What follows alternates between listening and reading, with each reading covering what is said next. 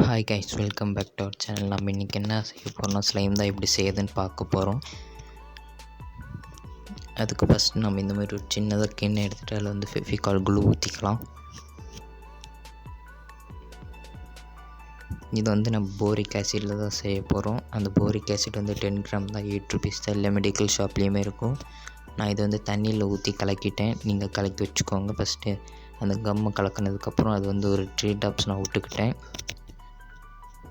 அது விட்டு கலக்கினதுக்கப்புறம் எனக்கு வந்து அது ஒட்டாமல் வந்தது.